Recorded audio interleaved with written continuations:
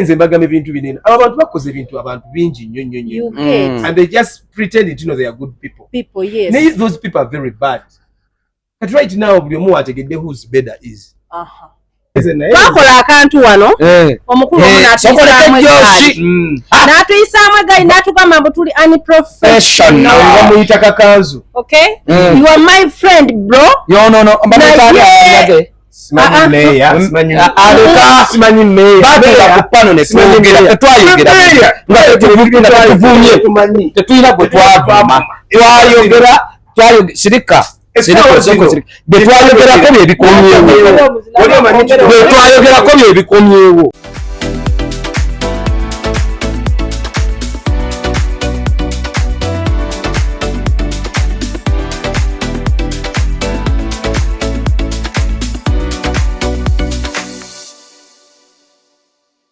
Bambu Queen Masolo muyimbi yazze. Oyo muyimbi yayimbye mukono. Queen Masolo yayimbye mukono bamutadde ku post. Oyagala kuzala wali omuyimbi. Ali ku post emusema. Era mwampu nanga nali sirike yipano. Yajja kunnyonnyola bia. Ali mu management. Erimu abayimbi bana. Ani nani? Bonna balimu bajjoka. Ye mwenyini nyini nga president wa management joka. He's a comedian. Nashentale. Ono writer mulungi. Kozo liba balita batya? Buyingize gubikole. Buyingize omwaka. Ebichye bulolo. Wowe. Azagi. Era mwawonanga ko ipano saliko. Oyo yali taswa ngayimba biki. Ate muleme kutumanyira namwe buli kiyenje kinavaye muno kigenda kuyimba bana ngoli muyimbi wange mpola mukwana Mary Pata ayimbe n'ekyo kiyenje sefuka akogga ani aje aba sefuko bamu ayine bibanywamu omusaayi ayina lubale alokoko kenyine Wale omwana wegende buli mwana gwa datinga abalabika ne Masolo wana akogga tujja kumanya ayina lubale mukwana awunye ekizigo nakolanga nalabye show ekizigo kyali kyenze tabana abakazi abebizigo munya abi tubaliriza nnyo ku YouTube channel ya Life Experience Uganda nagasha nava batuba nange ashanava muli mutya omugagga Wete no batandikira mu vibe. Miso gambye eki? Omugagga wange mama bro banaye tulese wagala nnyo. Abebizigo tulese kutaka. Abekizigo. Kati nze kindeka wanzi na bizigo tibyokozesa products zokozesa. Ya rais bya bei. Waliwo bana bakose bya rais Carlite nagatamu omuzigo. Nkwano zengenda kubawo nnyo. No zemba wakira. Abana buli alina sente ze yerusi. Anze sijja kwagala wa bizigo nakoma kugwe nali nalaba. Nali namulaba bulaba. Anyway. Abakazi bakola ki? Anyway tugende mu mukazi yerusa. Siya ntulyoke. Omukazi yerusa. Mfulumye. Abanyingidde. Era Life Experience bwe. Ono yakoze poster. Poster ze yakoze. Nze nawe nateka mu background y'ekyalo ate nitusiwuka busiwusi. Erwa energy yagize poster ze bakoze. Bachyakola buli ali kupale na inako poster bachyakola. But what I'm saying, background. They should change the background. Like the background yata de mfana cha Diana. Obechfana cha yata oba background yata de mono. Nze yabikoze. Abamu akati ajja kuwa oli abikyuse. Wafe natu yofuna gundi. Ngamwe yabikoze. Banaye abalabi baffe ku Easter ku Idi tugenda wajati namyalo waja assalamualaikum bagenda naye nze nabagambiddewo olutuuke wajati ntandikira ku luseke nyam chanja olwati agala genda chanja naye era ajja kugenda chanja ati wajati chanja asula chanja tugenda chanja tujja tafuna akakisa kaitako ku climax tulinizo kufuna akantu nenga ajati namyalo tujja ku idide tulinaawe ngabo wategezeza timu ya Life Experience Uganda nzija n'omwana muwala Ashanava aliyao ali mukakala kakatufu tekuli kizigo nenge era waliwe wamala makeup yakoze otumu wali wantudde ku side wano anenda bajanda bamu simanyi lwaki naye nga muyimbi mukukutivu alina ne bandi era nga nsaba mutuwagire abali abalina zibbazi abalina ebisabikulwamu omuyimbi ono ye kennyini akyekwatiramu amaloboozi alina baweemu akapera soko bawe akapera baweemu akapera katono nnyo ak'obuyimba lwonna anyimba olina baweemu bakajuliano bayirini namubiri awo waka wosobola awo wanswaliza baali beeyita bakazi okunsinga abeetenda nnyo okunyirira wabangondeza nabaali basunza kubugayala ng'obululu temwawera maswala wanzijjamu abo bangi ate era nange saidi eno nina omuyimbi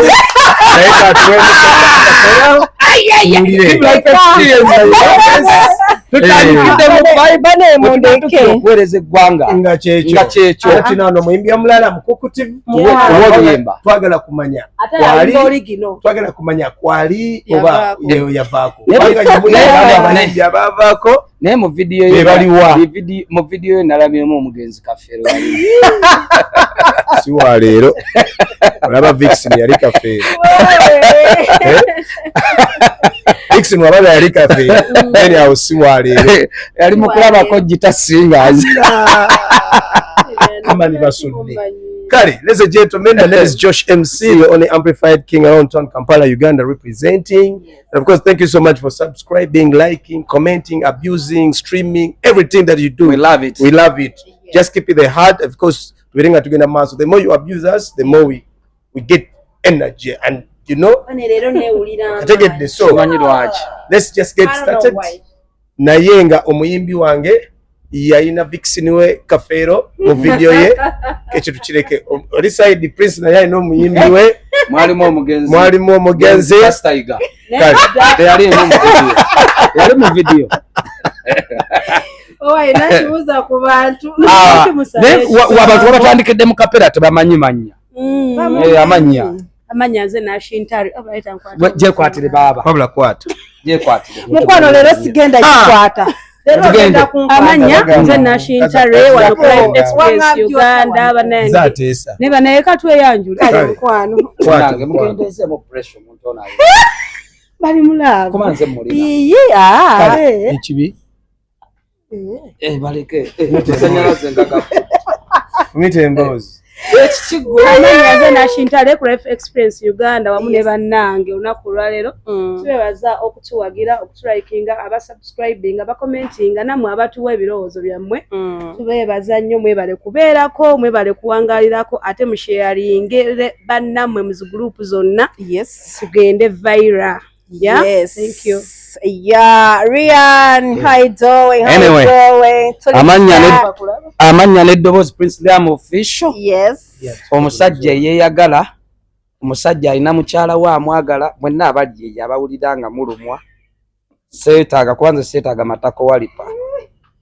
Matako walipa abasinga batakimanyi. Tetwetaaga muntu agenda tuwa buzibu. Twagala batuwa ssanyu. Twagala batufaako nga bwe tubafaako. Okitegedde twagala batutegeera nga bwe tubategeera. Okitegedde twagala bakyala nga toyina ŋŋambo tozunza luno toluzza eri omumwa gwakugaziwa beera gy'oli. Twagala bakazi this time around twagala team business. Twagala bantu bakola. Omuntu bw'abanga alina kyali mu kukola ng'ali busy talina budde bwa lugambo. Kituufu. Naye omuntu atalina byakukola aba n'omumwa n'agusomba ewannaava n'aguzza ewannaaki n'aguzza ewa Diana n'aguzza abeera omwo ng'ali mu katogo kuba gwe mulimu. Batugambye mbu balya ku mumwa.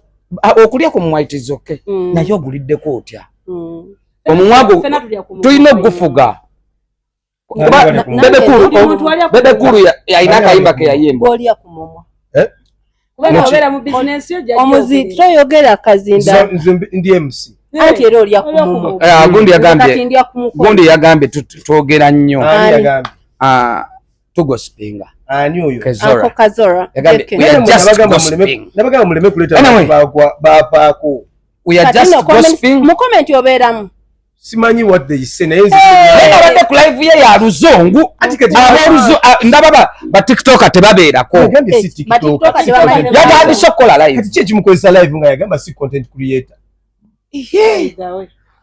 guys ate nga wa TikTok yes ne Asha nava kwata wano bannaye TikTok erina amaanyi Nash TikTok erina amaanyi Kazola jalanga zebadde sindala bakazola nzokubonera TikTok yatandika sera nko Kazola nga itunuza mu kamera mbwako kati yamaze yavuddeyo ku sente za Museveni yaviriddeyo kati atandika kukola live Asha nava nabagamba olinti obukakamba buli agira ku gundi agenda kufuna kuza Museveni Asha nava mbadde njagala tu by the way yagambye alina abaana be yafunye abakola content agatta ku ggwanga kati naye akolesa keyi yabafunye era ali mu nteekateeka ezigende wa Museveni ali mu nteekateeka organizing era kirabika naye agala kukola gundi ye naye nze ndaba Uncle Jeke essaawa zino ffe twakyogera dda nti kati ye akakiraba ekituufu ekiriwo bw'oba TikTok bw'obanga gwojebalama toyagala kubeerako osigadde tukulese buli kanaku amasannyalaze gaba kuli era no balikeera ne bagijja mu Uganda ensi tojja kulaba chechi twogera amazima olwaleero nga tutudde wano Josh waliwo omuntu yenna ne bwebeera TV station kati ng'erina kyemanyi eyinza okuba nga terinako page ku TikTok TV zonna zonna ziri ku TikTok nazo kati zibeera na ku live ekitegeeza TikTok yamba nze nkutidde Uncle Jeke yatandise live kyobala kati anko yageza naye ate munnaye ab'emyaka gye babeerako nga balabe waliwo no gaya ali ebweru bamuyita baguliki bana abali bonna abo batandise okujja ku live kati guliki era alina kubeera ku live ya babaddeko ne bamugamba manyi we yamugambye like back in our days we used to do content but our content was a bit modified and thank classic. You so much. Listen, but these days people are too vulgar, are too banange bakusaddewa. See the good thing he said. The good thing he said back in days. Anti bagala tusiima abantu abali abakulecha. That was then. Man, now we're doing our own thing on our generation. So their generation, it was no TikTok was nowhere. Yeah. You understand? So right now they have the guts to get the camera and go to TikTok. You download the app TikTok in your phone. Meaning you don't want to see Kuleka because the world is running on high speed. So now JK, it is okay. Let him start doing the lives and all that. Kadira inakuteka kawa baguliksi. Bakatongolo mutongole. Bakafika mujuka.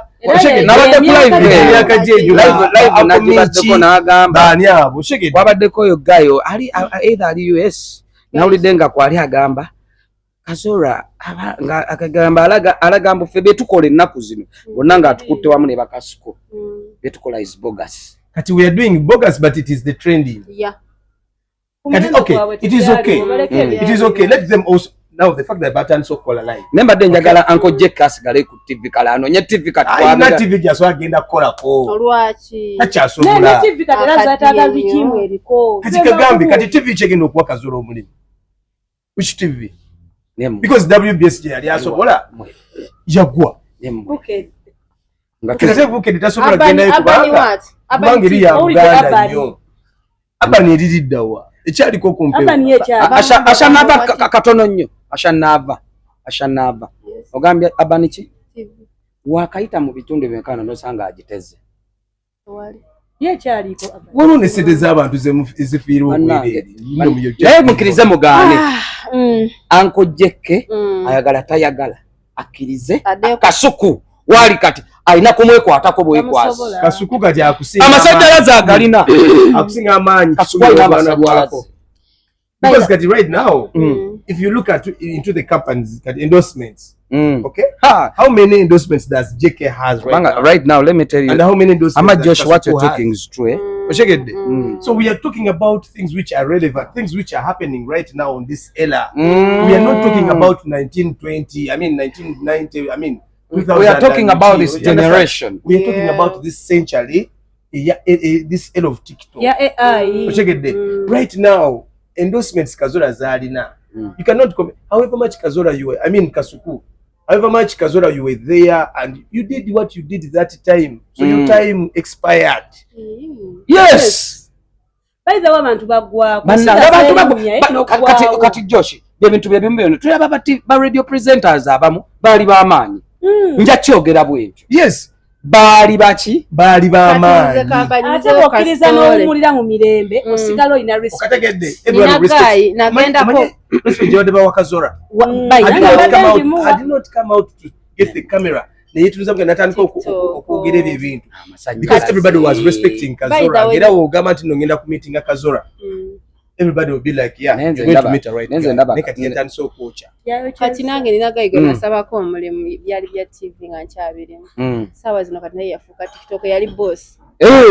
Gwe amasanyalaze wegali. TikTok tukirize tugaane.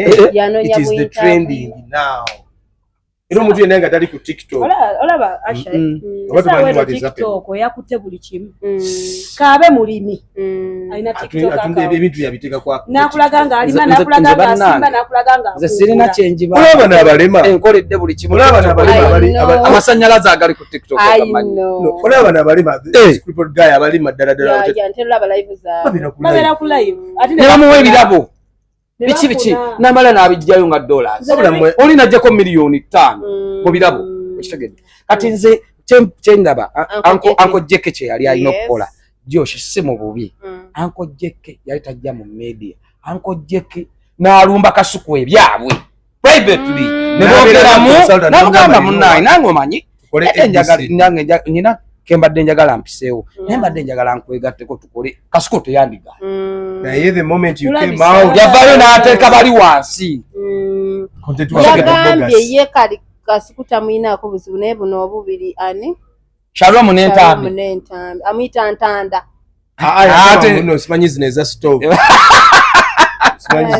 naye Uncle Jeke kyali ku Jeke no anko kukuno tebamuyisizaamu gaali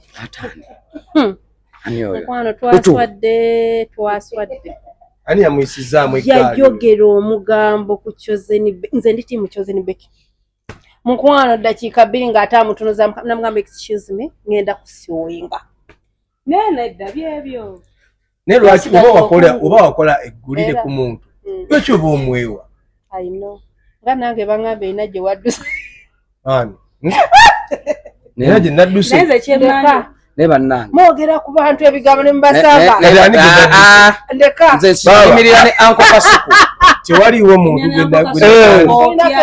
nze Josh tukomewo ani tukolera abantu kati nze gamba ebintu bino buli kintu kyenjogera okay kasa kiwulira nga kivudde mu kamwa kange banze nkikoze ki wokyogedde banze nkyogedde ani aliwo tukolera bantu nedda njagala naye tumuteeke mu video anene oba musabula nziremu musabule ani abyogedde ati ani oyo ashanava mbadde tukyayogera nze ndite mu kkoko sivaawo mukwano yali atuyitiriddeko ani Namasaka nedda bannange kasuku ayogera mazima ki yavaayo n'ayogera ekyaliwo naffe twavaayo nze olaba bwe twayogera waneeno bannange Josh bw'ovaayo n'ogamba omuntu yayolesezza amaalo oba toliyimbye kiba kituufu banyiiga naye twogera ekituufu kuba tujja wanene twogera ebiriyo ebituufu okitegedde ate nze nagenza okulaba Josh natunduddemu embeera eyo yabaddewo byebiri bye twayogera omuntu omu ali mu nkwawa nedda ali mu nkwawa nedda mukwano nedda ali mu nkwawa mwe mwagala okukkiriza ali mu nkwawa mwe mwagala okulaba nina ekintu kye njagala okwogera ku nsonga ya Chosen Beki by the way ensonga ya Chosen Beki eyo Prince tuli wano ffenna nga bwe tutudde temulina bakyali bamu Josh tolina kyaliwa tubalina Josh kyali wange nawe oli kyali wange ne Nash ndi kyaliwa ennyabo yagadde isaawo bro kimanyi bro twafunyemu obutakkaanya gwenani ekikigwe shoke gwe ntalo zaffe nedda baaba ogambye Chosen Beki olina obutakkaanya gwe mubuuzi kale olutalo ne ku set tube nze nkimanyi olutalo okubaako n'eri kwendula batemmanyi kale yakwadde munange mbadde mbabuuza buli muntu ku nsi kuno alina kyaliwe Chosen Becky, I remember Kasuku yaliko mu video yalina kyaliwe nnyo so ebintu bino tubikola you guys kati nga emugamba after TikTok eriyo life endala yes okitegeera nze ngaze nava that's my I don't only TikTok social media yonna bw'omala bw'ogiggalawo bw'oti odda mu bulamu bwo kati Chosen Becky yali mukwano gwa Kasuku bodda ku pano wano nga bwe tulinga kyali wange kale nga we nagamba nti Mary Butter kyali wange nenzira wano ne mukuba mukimanyi nti mba neekuba omupiira ekintu ekyo nakyogerako lumu ne Mary Butter nangamba there's life after camera nangamba nava nkulabye from day one ng'otandika YouTube ngobo like bino ebya TV biki nga bwe tutasolinza obulamu ogenda kwogera ku muntu ekintu si buli omuntu agenda kiraba bulungi waliwo anyiiga nze nava nze nyiza okunyiiga oba Mary Butter abadde kyali wange nezano ne muvuma kitegeeza bwe tuli esinkana aligamba nava owange kati ekyanyiza Chosen Becky ki bambi yadda ku pano n'amuyisa bubi okitegeera n'ayogera ebyama byonna omuntu waaba obumbirira nze nabagamba Mary Butter ne bwakera ku makya n'apama wali ye muntu gwe ngendo teerawo omukono wange bw'opamawo siteekawo mukono Joshi bw'apamawo osobola okwogera nti Joshi era mugamba ne mugamba omugamba muli babiri n'omugamba nti nze nina owange nina omutima gwange nti nina owange nze era mukwano gwange wandisa ate muganda waaba mulala n'omuganda wange kati nti nange Mary waliwo abantu bano batujja tuzunga ne twefuuka ba mukwano naye waliwo omuntu nga twafuuka ba Luganda buli kimu ekyanga bakimanyi tuli ba Luganda ewaka atuuka tuli tugamba mama waamu omanyi baganda tuba ba Luganda kyetegeeza kyekimu kino Prince kyetegeeza kyekimu bya Kasuku nti Kasuku yalaga obutali Baseruganda kati nga wetunaddaano nti kati odde wano okube Prince kale n'akantu kati awo tuli wamu anko badde oyawukanye ku mugendo so naye ate era akantu okamanyi bwe tukatambuza akantu okamanyi toyina kubeera nnyo weweebikirira tubeereko n'abaffe nedda mukwano kituufu naye kituufu ekyo tulina okubaako n'abaffe but at a certain point omanyi kati akantu kaneno kaleeta obuzibu katya nti however much Chosen Becky ne Kasuku they were before nga they were friends kati by that time Kasuku we yakolera that thing Becky yalina amasanyalazi I know oshegedde and because Kasuku wanted to still trend kabaka trend yalina okujja era ayogere what he talked about her oshegedde so teyakikola nti no because oba tamwagala or something yakikola because of akantu anti akantu gwe tuyitwa omumwa akantu kalinza okuleeta obuzibu naye ati no mukimanyi nti no Asha twamusanze ng'ateze ekibatu ninga kibiri yayinze we nafiira we yamugambira oli musajja mukulu naye olya ku mukwano we nakoma okutegeera yes buli omu alina kati ayogera bulungi kati olabaawo ye yamugamba bulungi of course alina kulya kati ye talya mukwano munamasaka teyeewummuzo munamasaka teyeewummuza era naye muyimbi takwata maiko neze kyenyinza obagamba bakyenyinza okugerako oyo ebiseera ebimu tubeeko n'emmizi okukuba naava ku social media ekiyinzigyako kubanga sigala nze naashi kitegeera so waliwo ebintu ebimu bye tuyinza oleeta ku tebo nga nkumanyi n'oli mumanyi naye ne ngamba kino sigenda kikola bwenti naye ekituufu kiri nti Kasuku yakuba Chosen okumufiirako n'atuuka n'ajjayo n'ebyama ebitalina kujjikayo awo yayokya n'atuuka n'okutusuubiza oli wamuddamu n'atusuubiza n'agezaabaako kyayesamma nze ndiredde okitegeera ng'alinga alina bayasi waliwo obuzibu era kiteeka okuba obwaliwo bwetutayinza kati ensi kubanga Josh tewali mukaguva watali muliro olaba ensi eno tugyegendereze ensi eyo yetuula bwetozi bweti muddamu ne musinga ate tuli mu kintu kyekimu muddamu mu kamera mutuufu alina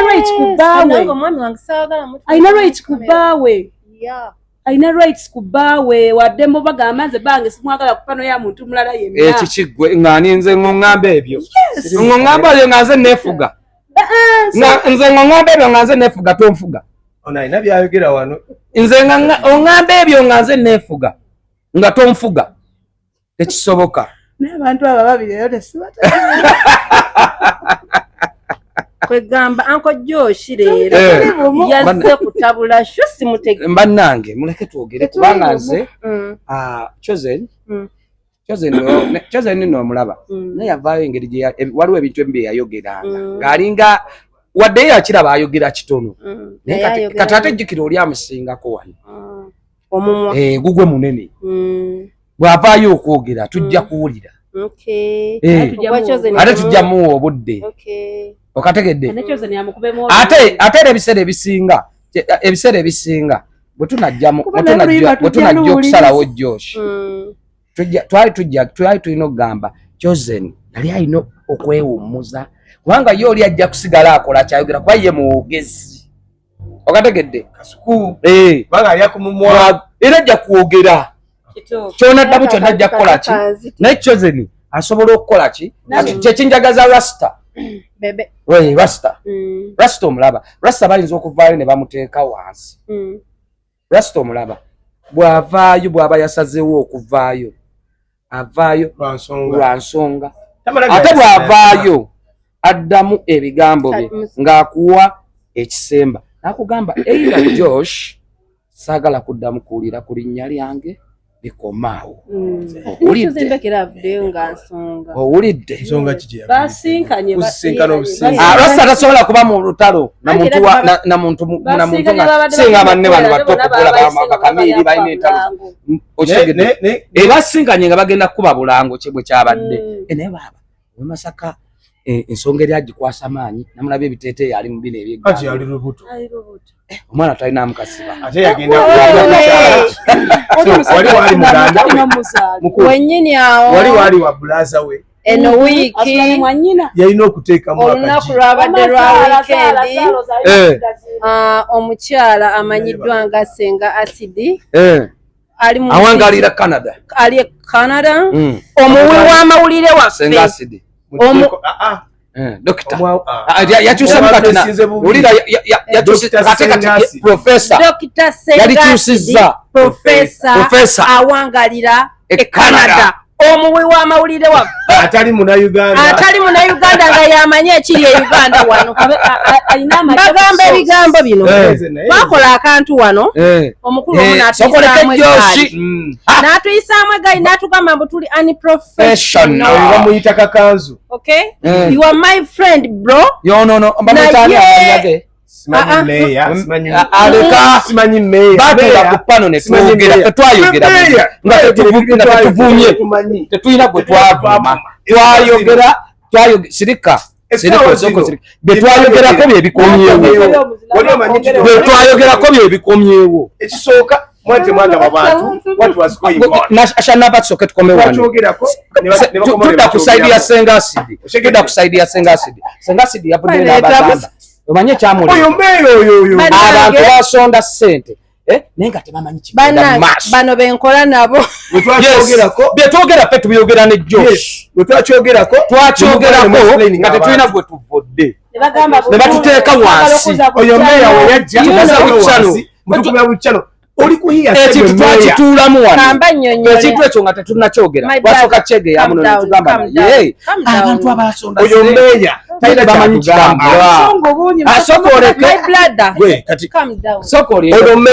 tolina kyotugamba yayimirira ku TV ku show yaabwe n'atugamba tuli unprofessional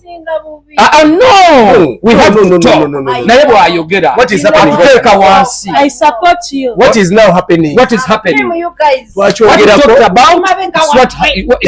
is happening now we talked about that issue you didn't come out to explain people what was going on after us talking about it you came out to explanation right now something is still the same shit that's happening and you came out not take our because you're looking for likes we mayor let me tell you ayino we are not doing here say things tetuli kuhiya tetwalitogera kintu nga tetuvuma mbafuna tetulina gwe twavuma gwe meya ate tetulina gwe tuvuma yani meya yakajja mawulire akola kasukula akola ne professor kasukula kasuku tabira n'abantu we batyo bakivugwe naawe kasuku kubanga akola ne kasuku yamukyazawo bukyaza timu ya kasuka yagimenya exactly yagimenya tesobola kubereko bantu bakivugwe kankomeo sokolinde yatumenyera timu amajoshi nkomyewo yatumenyera timu bameya abatekeero mu bana abewansi namenya abasajja abananaga I'm coming with the big men abamenya meya yalimu teyalimu twalina ko sendi if we look at unotunula ku twalina ko Jenkins ne Badru ochegedde kitegeza be basajja bapo nabo basajja baludde nabo ba yes kati no meya yamuwayo kachaso amanyi bwagala amasanyalazi agezaako okwogera bwagala amasanyalazi kati okwa yakawayo ku chance nakajja nakaita ne kwogera na akasajja kayogera nadokaga babagamba uliriza yagamba tuli ani professional yobo yimirya n'ogamba wewe mwala akulukuta amabere awamuwa mmere awo yali ayogera wali oli professional awo yali professional come out nowetuzawo nsonga eyo kuba eyo nsonga gye twayogerako ye yajja exactly twali twogedde bwogezi nga tutugezezaako kuteeka mu ebyo natugenda kujjawo twabadde twetegesa obusungu tuyina bungi ekyasinga otuluma oyo omusajja najja natuteeka wansi tuzimba bukyano bwaffe yali azimba buki bakyaza bonna bajagenda nakyala bayagala ki ndaba nekitubu kye kyeyakolako kyabafala kyabajega yes bombo yuti yatugamba atya ensonga ze twali twogerako za ggwanga essaawa zino zezibominga even we go any further wali toliimu mu nsonga ya Jayden you were not even anywhere close to Jayden's saga okay ekyo kintu kyatandika sokoleke we don't even mention name tetwamentioninga kulinya lyo tetwamentioninga kulinya yogera nnyo nga koko ali wali asirisa mulaba awuliriza yewe ekintu because ye kuku yali amanyi what you're talking about akitegeera because he was the co-founder no kakanzuko tomanyi bigenda mu maaso otulekanira ogezaako tuteeka wansi teri muntu kati njagala Joshua munnyonnyolere kino kyali mukola lero anoonya likes anoonya naye kutambula of course ku trending kutonoonya likes lwaki otumuza kamera n'okukyaza baki lwaki otumuza mu kamera if you're not looking for likes ate n'ekirala mulekerawo okuteeka abantu bannammwe wansi balekerawo okuteeka bannaabwe wansi Prince nze kyasinga okunnuma kyali bwe kiti when we were talking about that saga of Jayden oyo nigga teyaliimu we didn't even talk about him because nze simumanyi namumanya we talked about it ne tukyogerako but when he came out natandika okuvoola abantu ye muwala gwe yagamba muno yayika amabeere simanyi wanzaalo 10 simanyi was that professional ng'otudde mu kamera n'ekintu ekirala kyekyo kye bagamba nti no webakuwako ku bagenda kuwa muzinda lulindako ashanava zino ensonga zekyekyo kye bagamba nti no webakuwako ku masanyalazi kati olwokubanga nti no kasuku yamukyazaako you're not team kasuku tokola na kasuku you are just a visitor timu tujimanye eri sava kati tujimanye okuva ku talk and talk show gyetandikidde gwewojimanyi yaliyo wamulabawo mu show ya Luseke Nyamnyamu yalimu ng'abeerawo kati n'ekirala kyenjagala omunnyonnyola meeya fete tukuyinaako buzibu tutuula wano kuba abantu mawulire ashanava njagala ogamba kino meeya fe kwe tujja wano tuyita mu bantu egyo tutambulira n'owulira abantu bye boogera naawe n'osengejja n'okitegedde ntukola research abantu baliyo nga boogera gye tuyita bagamba niba naye ssente za Jayden twabisonda nebyakomawa naye twagamba nagamba naye ngamba ye waayi lwaki tugenda netwogera ku Jayden netumanya kiri kitya bwe twabayo netwogera batulaba bubi oyo yennyini kakanzu simanya meya aza no mumanya nali simumanyi nange simumanyi bakasuku bonna bamanyi ddembe nagigendangako uyo asha nabakubulira ezo simumanyi bayizo oteka wali eri Jenkins nga tomumanyi tomanyi badiri simanyi oyo meya wawa yani totubuulira yatuteeka nnyo wansi omanyi lwaki tuvudde mu mbeera Katonda atiyambe bannange kyetolodde tekikomyewo kyenyini kyetwayogera ye mwenyini nyini kati okay kale kati naye aveeyo avumesenga asidi ati yagambye Jaden kagenda kufa simanyi biki kati vale kati nawe omuvuma yakavuma akatulete n'amalaalo gago kati ye ashabadde agambawo talina kyagenda kwogerako eyo nsonga kali kakyaliiki kuyimusa mu kamera tova mu kamera ozaki yajjayo sho kale muwe kamera muwe muzindaalo nzikiriza nga muli bakambwe wallahi meya leero tubadde tulina omuwa we talked about the issue n'avaayo nga kukuwaza bbanga ali wali asirise n'atuteeka wansi yali professional n'avuma omuwala omwana ow'obuwala tebamala gamuyisaamu maaso maama wa ggwanga naye ovaayo tugamba amababeere gakulukuta simanya yenna ayisa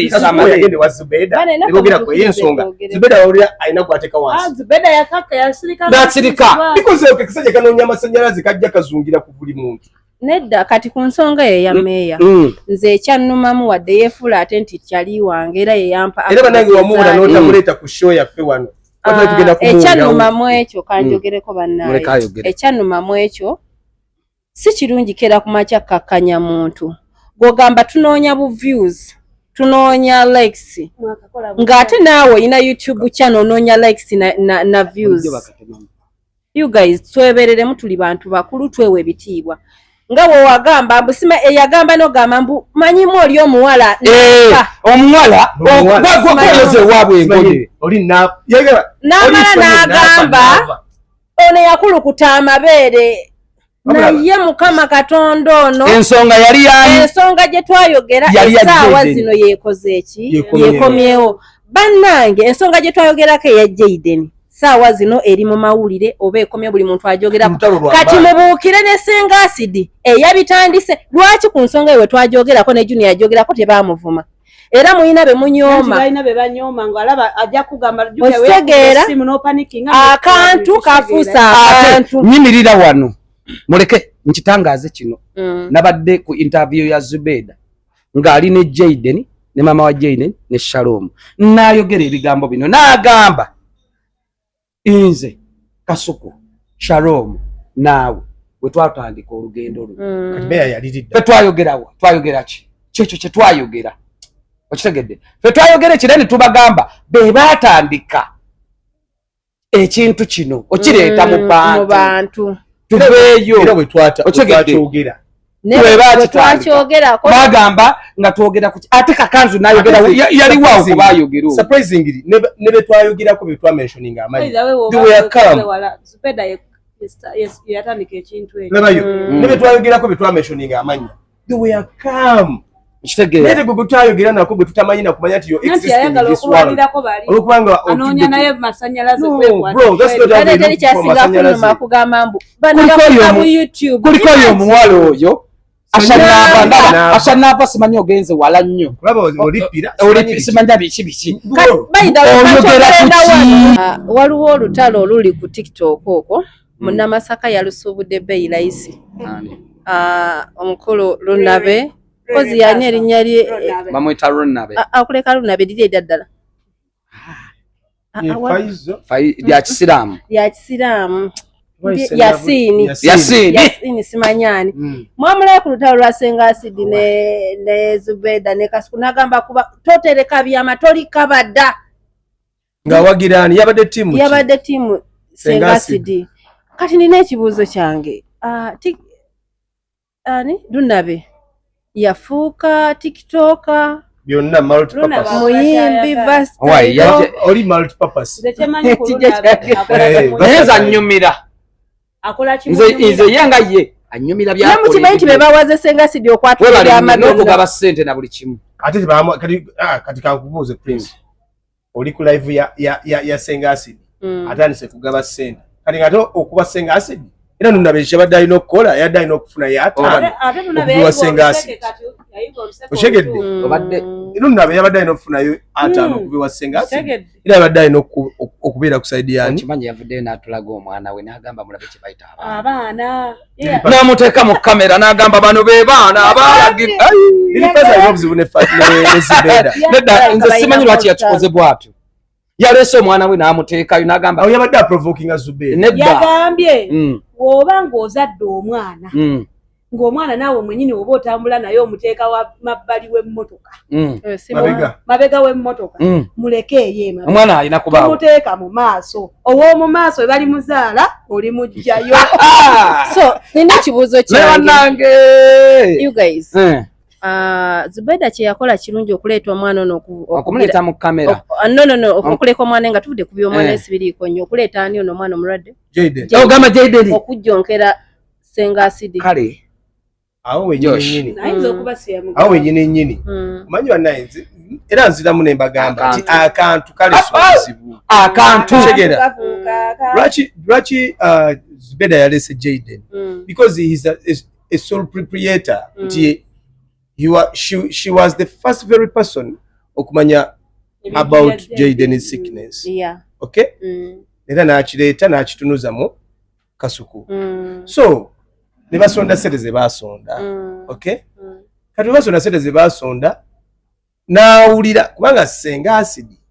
yagambye nti nakubira Zubeeda essimu ne mugamba wano tusonzeewo sente zaani za Jayden naye mbadde njagala sente zino nzikutere kuki ku ssimu okay mbadde njagala sente zino nzikuwe nzitere ku ssimu Zubeeda n'amugamba tompa sente za Jayden sagala kunzibisa ki sente okay weya Zubeeda we yakoledde ensobi oli mwana muto ase muto no ngamba Jayden si muto alina emyaka 25 ne Zubeeda kale bakulu bamusinga naye mukulu Zubeeda asobola okutuuza Jayden namugamba kikola ki kino kibi kino kirungi that's what I'm talking about okay you cannot come out ngate bulungi okimanyi nnyo bulungi nnyo nti no Zubeeda Ssengaasi yakubira essimu nagamba alina sente zaani za Jayden oshegedde zibamusondera but was 2 million something 2 million oshegedde 600 kiyakoze okukwata ekamera n'aleeta oyo omwana atandika okuyisaamu oli eggaali it was not right babadde balina kwesoti nga ye nga naani Ssengaasi nagamba why akasente kano wakola bodi kakati omwana ono nze nabagamba waneno ntino omukazi yavayo n'asaba gundi bebekulu yavayo n'asaba empapula oshegedde abanayigana twagala nnyo proof no one is going to come out atandika okuwa sente ze ng'oli mulwadde nga talina proof oshegedde bebekulu yavayo n'asaba ebipapula tebamuvuma Ssengaasi we yavuddeyo okusaba ebipapula bamuvumye n'abalala babavuma tebabaddamu exactly oshegera so maybe somehow somewhere Zubeeda ne Acid nga balina olutalo lwabwe olwekusifu nga yagadde ayitire kwani ku Jayden amukozese nga weapon okay Rasagene eriwo naye olutalo gye lwakomenkereza wabirabye amuvumira ebyama byonna nti byakoleyo banaye nze mbagamba ebintu binene abo abantu bakoze ebintu abantu bingi nnyo and they just pretend to know they are good people yes those people are very bad but right now buli omu ategedde who Zubeeda is wano yatuvuma yatukolimira by the way avuma nono omuwala n'agamba ka YouTube kaffe tekalisituka era abo abaana tebaagala bawalampireko linnya Zubeeda naye watandika nga ffe bwe tuli mu kutandika ate ffenna essaawa zino teri atanoonya kantu tunoonya kantu naye okutuuza Jayden yamugambye gwe Zubeeda ne Shalom bwe muliba oba muliba temukyayimuka nga mugwa njabbawa bunabu n'olunaku obuntu okitegeera njabbubawa atandise nga ffe nese bwe yagamba mbu YouTube wawe basira tebujja vaayo mukwano omanyi Katonda ono atali anguzi that's why people say nti no abantu basisinkana nsozi zezitakola this world is round we talked about that issue of Jayden Zubeeda n'avaayo naye n'atuyisaamu eggaali thank God nti no nawe bakuyisizaamu eggaali yawulidde obulumi bw'okuyisawulidde kiki kitegeeza tebavuma mwana we babadde bavuma ye indirect era abantu olwa fulufiga bayira olwo lwasituse era olwo kati twagamu kunku Mama Flower alese bingi tulideka alese ko wina osimanya owa Stasha bwe yagira Stasha natwaka owa Shiba habe Shiba yamuteka nnyo wansi nagenda namusaba akantu atwogerako bogezi Shiba mu mujemu bintu story yaliwo era Mama Flower yogedde ngo Mama Flower yogirako Shiba out of this conversation tomote tasobya nomute naye nga kyenjagala okumanya togera kubaffe wano ne tugamba tebasobya kyenjagala okumanya Joshani neya Josh oya asobya Josh Ashanava mbadde nkyayogera njagala tuwulirize Senga Acid yavuddeyo n'alaga otali bumativu ku byamwogeddwako Senga Acid wagoberera emboozi eno Senga Acid yazze n'atulaga bwe yasonda ssente abantu be bakola ki n'akomawo ne yeebuuza ku bantu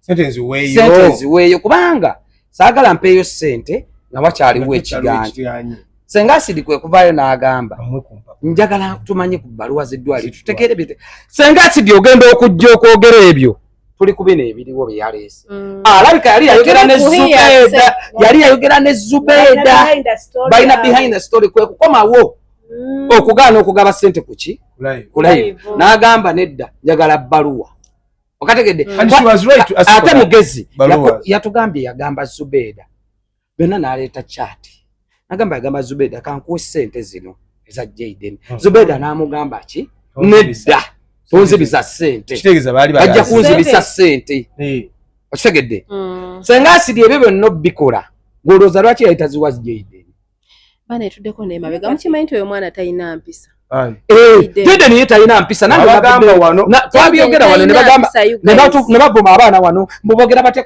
omwana ku bulamu bwa Jayden ye mulwadde mu Uganda yekka nze bane ndi musanyufu nnyo olw'olutalo lwa Jayden tina abantu twabogera buli kyayo betwayogerako abantu tebakola okimanyi interview ne Zubeida ndabya ddala omuntu omulwadde omusiru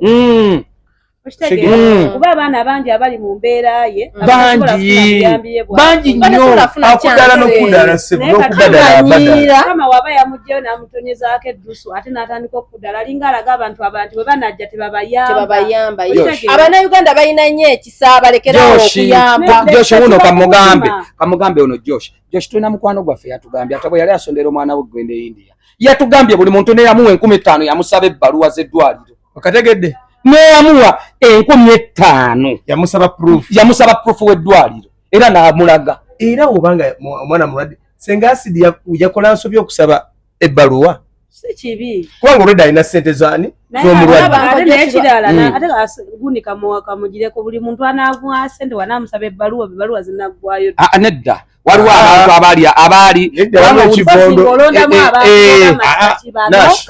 ekibondo wuliriza Nash waliwo ekibondo nti no zisobola kubanga nina miliyoni 2 otegedde zizo nenkwata miliyoni 2 nenzikuwa just anyhow I cannot give nsobola obutawa muntu apadde mitwalo 5 oba mitwalo 2 ebbaluwa but this is a big sum of money whereby sagala nange banzibise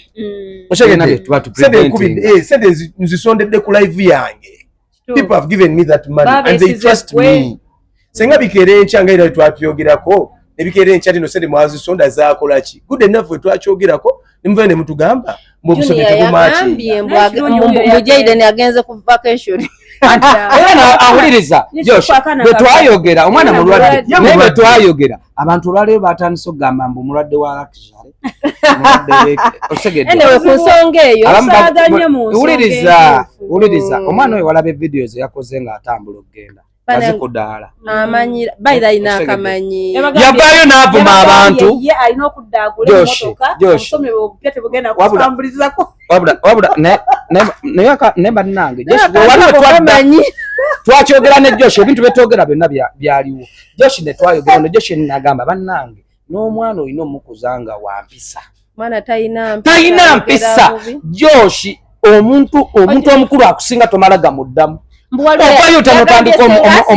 mbuwaliwo yatereka ssente zange eyo ataagala zimpa lwaki onanaagira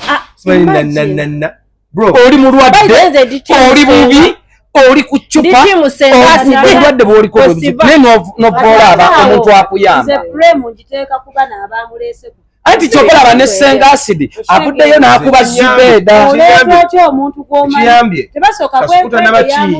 atanaba era agambye naye atugambye wano Zubeeda okuva bamuzeemu tannakola vidiyo tannaddamu ayina gye yazzeemu mukwano nazirabye engezo nga n'ebirenge biri mu kumpi muyitamu ngagamba ate nasanyuse bamuvumi kati Zubeeda ekirisinga kunyumira loza yagenda obeera YouTuber yeka oyo omukyala ye ayagala nnyo okwedifendinga aliwa oyo Zubeeda ayagala nnyo okwedifendinga wano ye avuma abaana b'abantu akola buli kikolobero ku muntu buli kimu n'akikubawo nga bwe kiri ne bakyaza bwe bateekayo ku ky'omwana yavaayo n'adifendinga n'ayogera buli kimu naye kakiri kiruma naye era deshikalisa yavaayo bamwetondera Deshi yakola na apology ne video ne yetondera Zubeeda ate Deshi etamwetondera Zubeeda Deshi teyavuma naye kyali kitwaza Deshi mu kooti bantu abali ku pano abawadde platform naye ekimuvumisa Senga Acid kuwa Jayden platform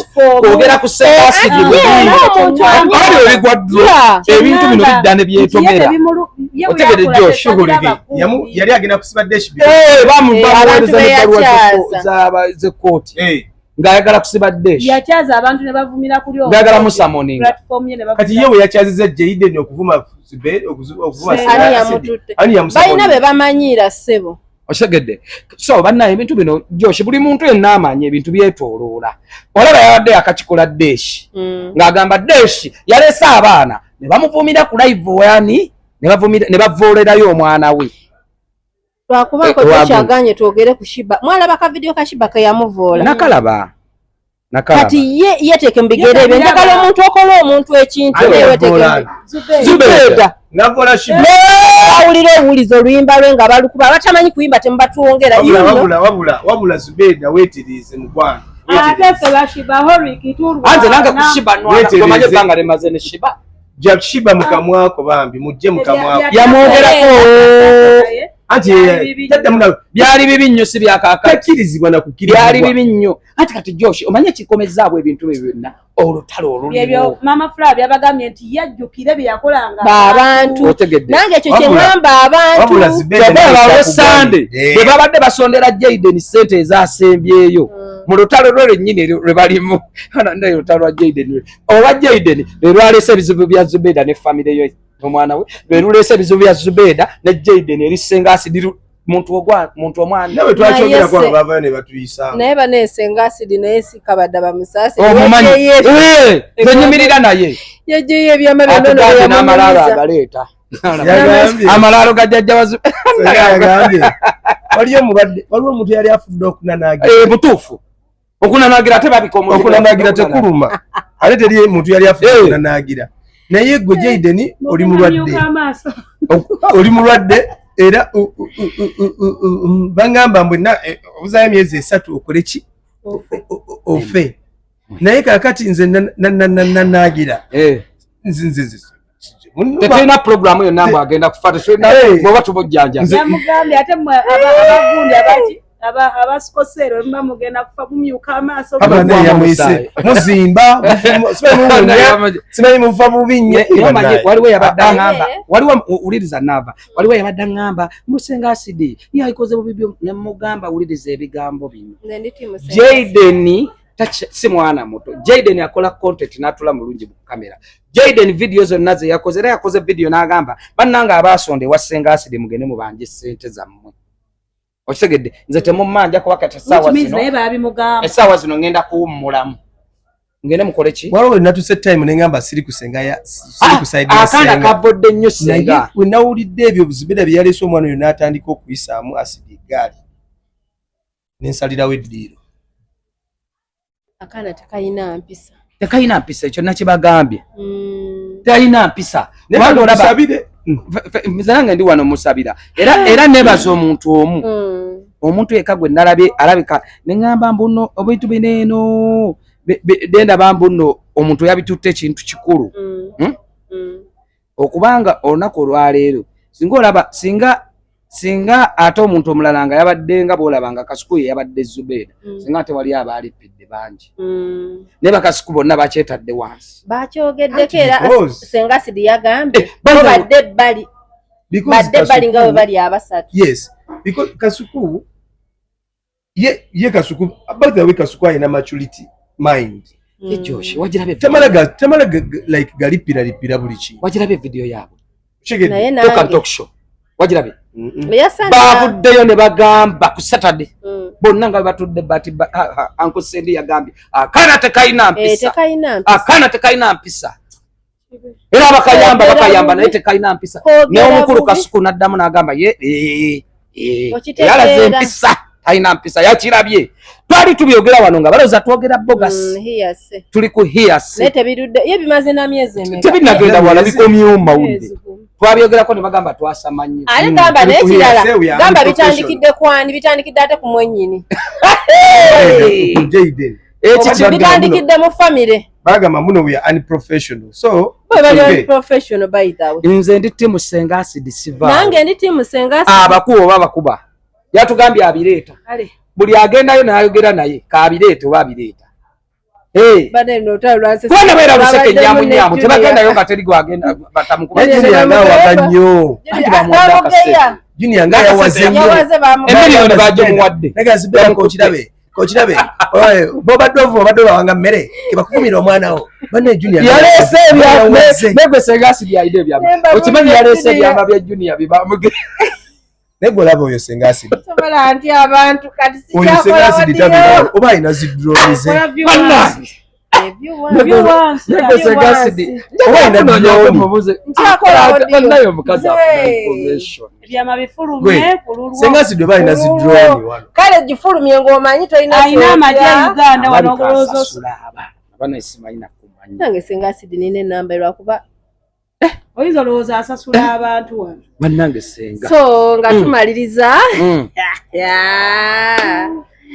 attack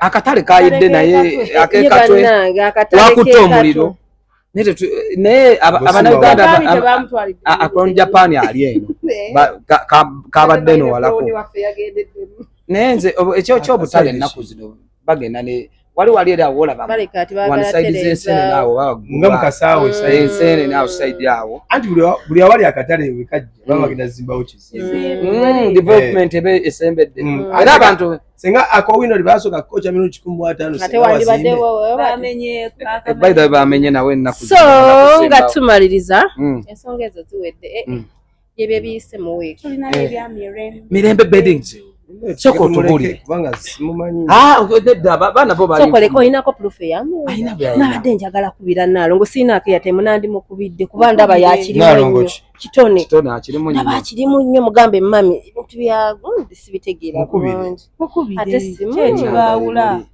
naye mbu mikwano tulabireko omwami ng'aliku agenzeeyo eripotinze poliisi nanti tebalimu kantu abantu abo yamuwaabidde siba akantu abo nemwe ebintu bitambudde balabe ndabe ne ba TikTok abamu batandise okutimba abateekuba obulimba bw'ennaku ate abantu baabwe ate lulisambye twamulabeko ng'aye famire ye tewali tusobola kumwawula na mukyala we kamwogere naye nze ke nabalaba nga baawudde emmotoka mirembe nadda mu Nowa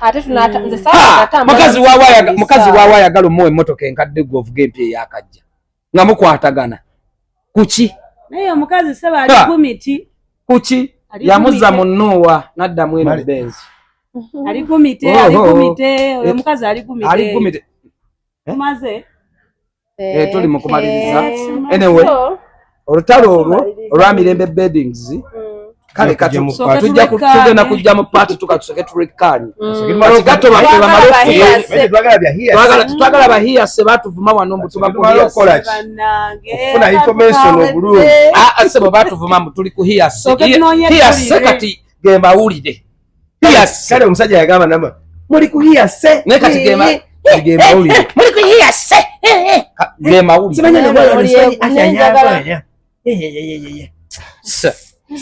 Oh my God. Jibana tumaliriza bagambe biwoma bigwa byokya. Nyini. Sijja kulekayo kubeera nti no mbategeeza abagala okuba nti muvuga ku morokeza kabi morokeza ebbeeyi moroka ate nga mpya togenda kusiba mu galaji ogenda kubanga okubirawo kimu si byakusindika si bya battery yaganye bamuyita Ranks Auto enakawa wali ku Jambo Bond otuukaawo buuza gwe bayita Ranks Auto agenda bakutuusako morokeza kabi obirenga ekintu okikwasaganya obirenga naawe okruzinga then awo wenyini Akrababa yes enamasuba just ku Starbucks ina biba kupepeta akavideo akusala akaviri akakabi blood wange chiza baba big up on yourself yansala akaviri akusala nawe nowuliranga oshaba stating so Akrababa takubuzeyo enamasuba o Starbucks walwa kazimbe kali awo era otuka ojja kubola ababulungi nnyo Akrababa berenga akolako emikola segedde yesaya so awo nyini nembagamba nti nno nze bampita Josh MC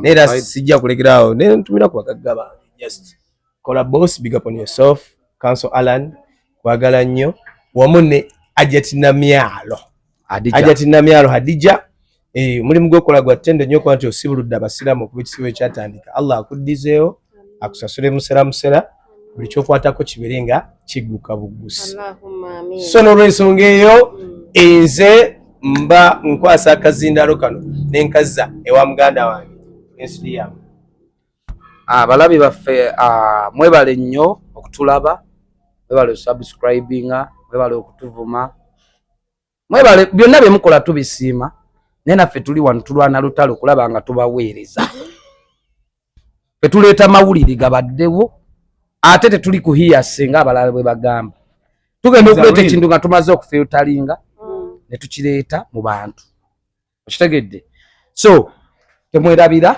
nze kennyini ali wano ntunda ebyomu buliri banayo njogera ebyomu buliri ng'abantu bafa essanyu ngamba beddings mbadde manyi nkumbi manyi gekisajja ngamba beddings tunda blankets masuuka duvets nets towels n'ebirala awo nnyini bampita Shanalisha Beddings Uganda babayita ndi omu bamuyita bampita sigatta siri mugugu kwano siri mugugu kale n'omugagga wange bana Josh mbadde mwerabidde omugagga wange CEO Mama Grow City asangibwa wali e Makindye kwesijje complex awo nyini botuka kazimba akoba olaba ekipande kine kiriko Grow City ayine ebizige ebirungi ebiriza kakati njagala okuba aberuse naye olaba mwana byefuutu bannange fuutu anyirira naye nava oluyimba lwo yalulese naye omwana fuutu anyirira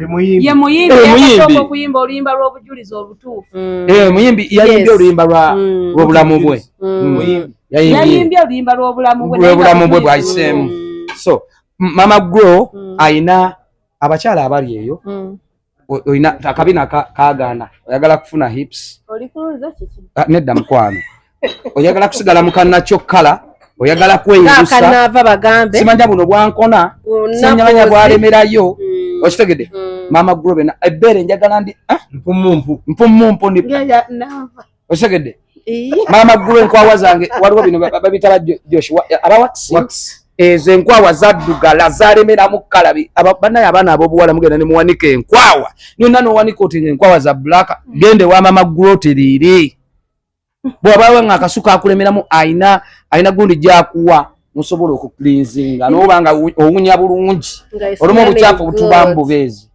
bwegenda wa Mama Grow nedda mukwano tulina omukyala awo nyine Mama Grow nga ababa bamwagala mu munoonyeeko kwesijje complex opposite military barracks waliwo omukyala afuna ow'ekyanja Nyanzi fanicha naye Josh tulina kugenda wa Nyanzi n'akuwaayo wuliriza tulina kugenda wa Nyanzi awo n'ojjayo kubanga Nyanzi nno Nyanzi essaawa yonna alina ekintu kyajja otukolera namugambe wetunaafuna obudde nga tuyitako ekyanja eyo Nyanzi fanicha tugenda by the way wuliriza Josh namugambe tugenda kukolerako sheewuwe nemanyi tugenda kukolerako sheewuwe wali wennyini omanyi kye tuba tukola tugendeko ekyanja tugendako ekyanja tukolereko show ewa Nyanzi fanicha banaye abali ekyanja n'abali wonna wooli tukola delivery Abanyanzi furniture tulina entebe ez'omunju ennungi, tulina dining za mabo, tulina zino eza mirror, tulina zi TV stands eziri modernized. Byonna biri wa Nyanzi furniture, ali awo ekyanja kumpi ne Toto. Otuuka awo oba mulaba ekipande kinene nnyo kiriko Nyanzi furniture. Omukyala mukyala kiina amabina Kyala Robina big up on yourself Kyala Robina. Twagala nnyo naye saawa yonna tugenda kukolerawo show. Tugenda otuva tujjaawo tugenda Kenya tujja kutwalawa awo n'abagagga baffe awo wennyini senga Glad 2020 ebyekika byannemerako. Simanyi Lubaale omusajja yagaana, simanyi ate nkubakamu Joshi namukwata nnemeddeko abulaabula simanyi Lubaale waffe naalikuza kukola biki. Senga Glad 2020 takubuze okusalama road Katuba aberenga kukwasaganya ensonga ezo zonna azimalanga. naye gwe senga naatubuzeeko naye tujja kufuna weekend. Yafunamu ko gundi just inseminator nagenda mu incubator.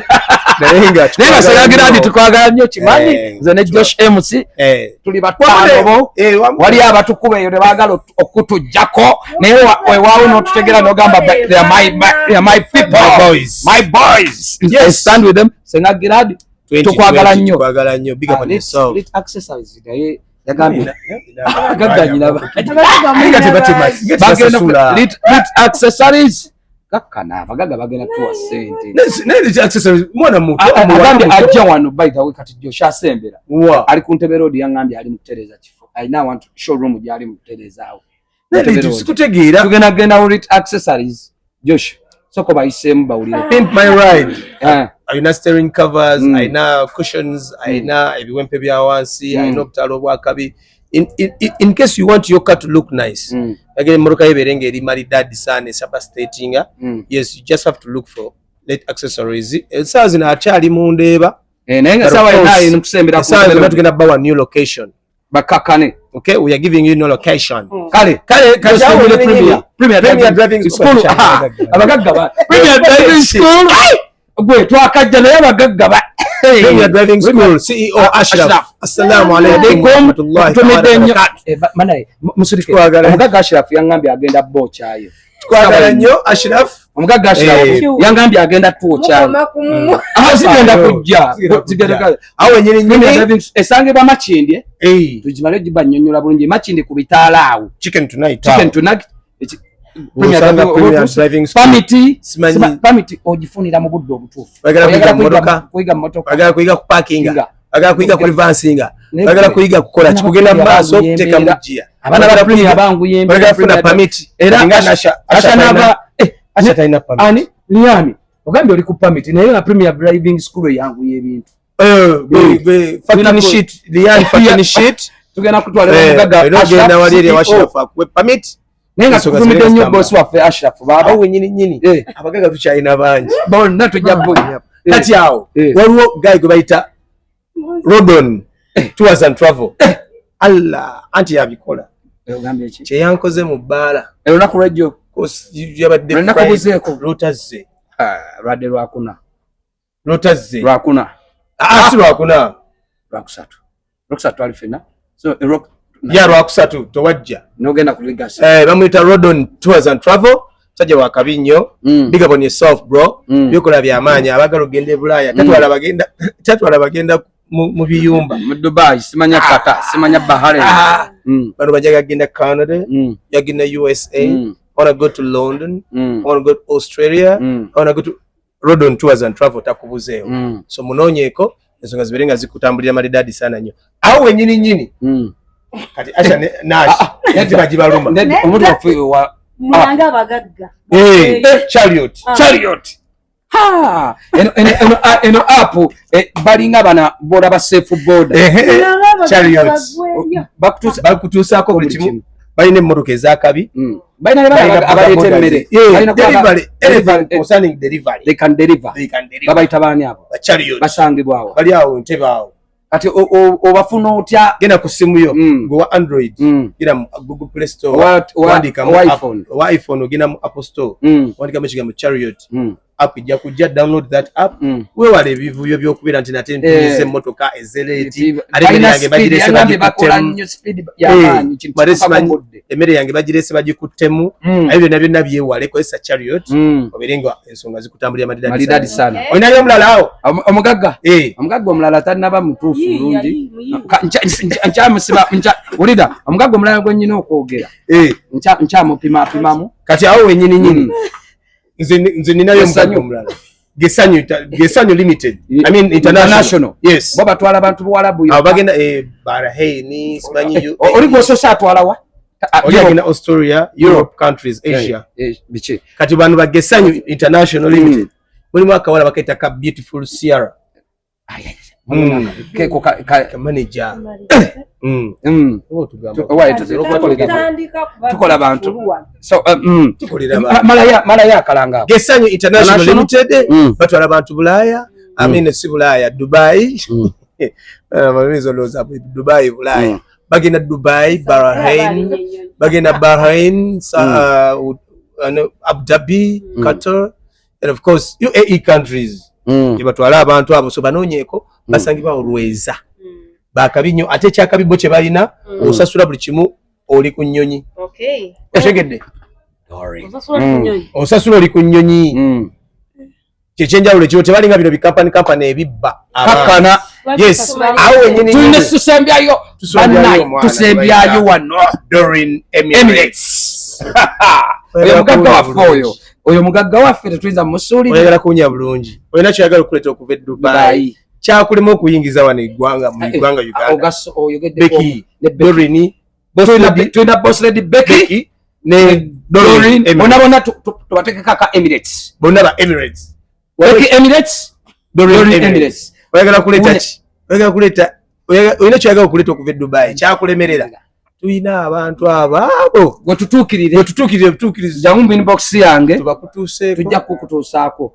Oyagala drone oyagala bomu ne yani fucking shit wetereze tebalina kibalemerera kuleeta baleeta ebintu byonna okuva e Dubai ate mu nnaku 2 naye nga Josh sokogamba essaawa yonna tulinawo ekipi ekijja twagala kutereeza abantu bano tukola bawunya obubi owunya bubi asha njagala onguleko perfume nedda tulina ebintu byanjawulo tugenda baletera ebintu byanjawulo tulina akawongo okwatako okwasi n'okuloti n'owunyira abantu nembanga mwe mukikolwa justice kakwesiga kwegirako just ova mu toilet bana abagamba musimanyi bana abasimanyi viwash bichi ebyo viwash abakyala ngo badde wansi akawowo kwesiga tuleeta buli kimu Dubai ne Joshem sawa yonna era kati nkotereza abakyala twagala mu nemba tubavuma nnyo ne tubaagala kuba tetulina gye tugenda kwagala nemba bali mu kikolwa nga bali mu kikolwa anyway basobola okugira akantu obuwunya bulungi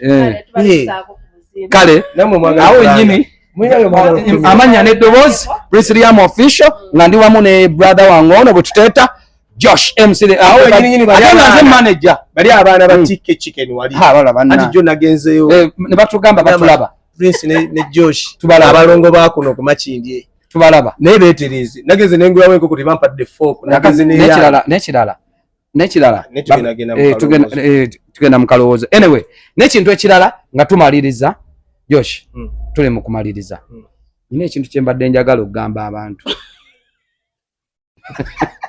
tubagala nnyo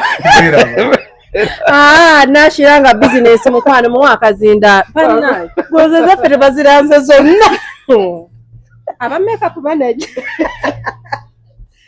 business zonna bazitulangidde bayina ababaddeyo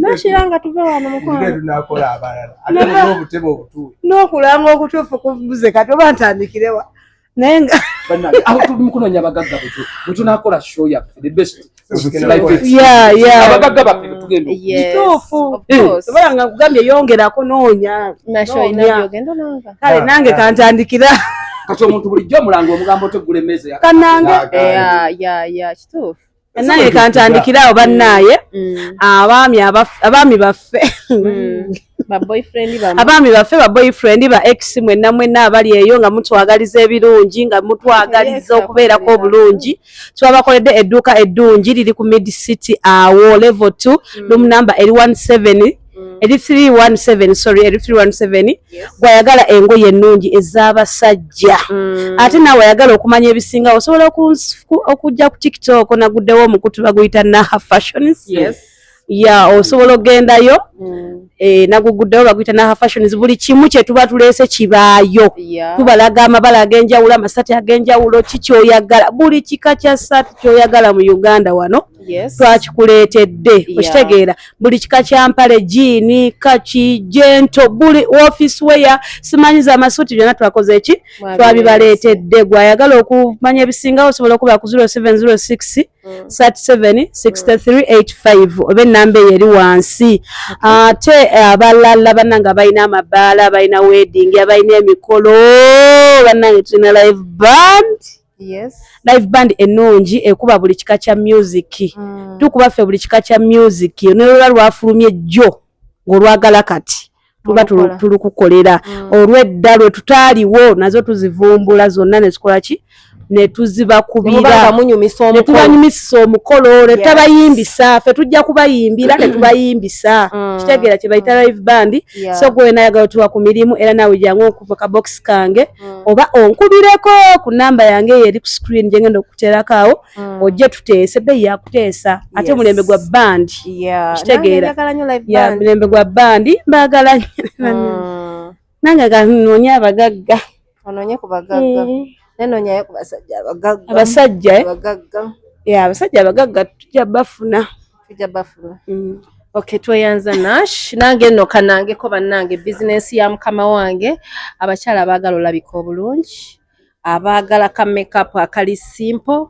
akalungi gwoyina omukolo oyina kukyala oyina kwanjula oyina mbaga oyina kuhingira oyina birthday nga wanjetaze ka makeup akalungi akatakulukuta akafitinga face yononyako navazibiti wali eri emakindi bagenda kuba bakola ku bulungi nnyo nnyini ddala ate nga munnange bapangisa week ba installing a week bakola veiling byonna ebikwatagana ne beauty enonya ku Navas Beauty wali eri makindi bagenda kuba bakolako ennamba y'essimu gwo omukyala abeetaaze eri awo ku screen oba ogiraba lwe luganda olutuufu so bagamba ebiwoma bigwa byokya tukwera no ku Silverback ekifo kiri ku Sama Road ate nga bayina ebyokulya n'ebyokunywa Monday batunda pizza buy one get one gweno munnange nkugamba jangu bawagireko sigenda kubeera nga mbalaata mubeere bulungi bye bye